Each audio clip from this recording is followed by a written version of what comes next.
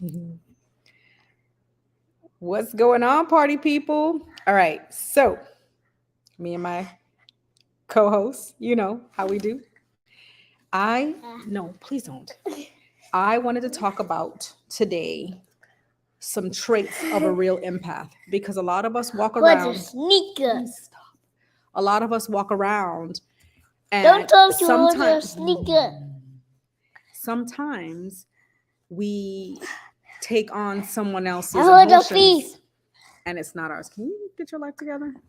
All right. So for one of the first ones is highly sensitive and emotional inclined towards I'm others. just kidding. I cannot. So for me, it is feeling like you go to work and you start feeling like you're feeling so excited. But then you go to work and you're like, what the heck is wrong with me? Like I just want to go home and go to sleep. Things like that is really truly you feeling someone else's energy. Let's be real. It's how and why I say energy is everything and paying attention to what you're feeling before you go around anybody else, or even when you live in the house with somebody, how you living in that house, how it makes you feel on a day to day. And then today I got I'm using the laptop today, so maybe my alignment of the camera is better, but I'm trying to be on both. We'll see. The second one is suffering from chronic stress or fatigue. Now, here's the deal. When you are back to what I was saying, when you walk into a room, you can feel the energy in the room. It starts to overwhelm you sometimes. And if you're not good at balancing out or leveling yourself, it it'll overtake you and you will be overwhelmed. It'll be a thing that you cannot control. And then it's absorbing the other people's moods and emotions. All of these things are about emotion and energy. Now, empaths not only empathize, but they absorb other people's moods and emotions. Like I said, you walk into a room, it's like, what's going on? Like, I feel so sad today. Like things like that. It's like, or people feeling lost. It's a thing that you start to take on. And you got to figure out what's your mood and what's somebody else's mood. But are you willing to dig deep enough to figure out what that is? All right. So another one is they're usually introverts. Now, this goes into being in crowded places. They prefer one-on-one interactions, and nobody got time for all these big old large crowds. And maybe we could do some small little baby meetings, but the big crowds, it's like, okay, if I gotta do this, I'm gonna do this, and let me just control my situation, right? And I got another person trying to invade my privacy over here. So the next thing is they're highly intuitive. Now, here's the biggest thing. We all have a gut feeling. We all have an intuition. And it's about, oh, are you? Oh, it's okay.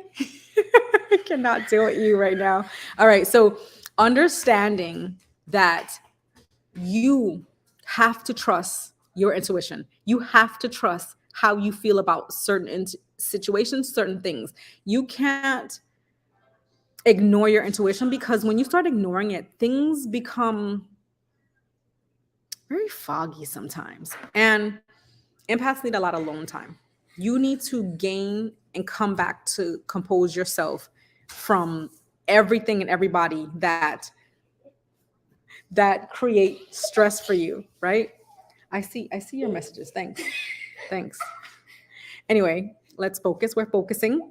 Um, oh, thank you.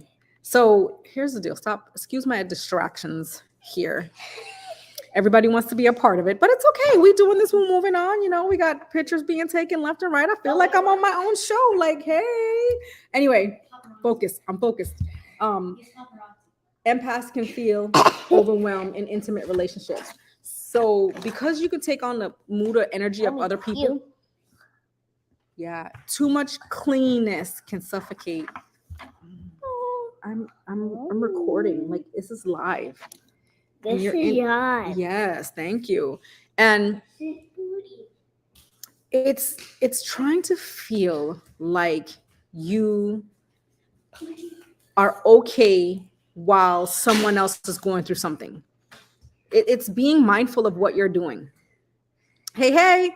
So the another one is they can easily feel targeted, right? Like from those energy vampires. People suck your energy. Like people take they take up most of your time and energy because you allow them to, right?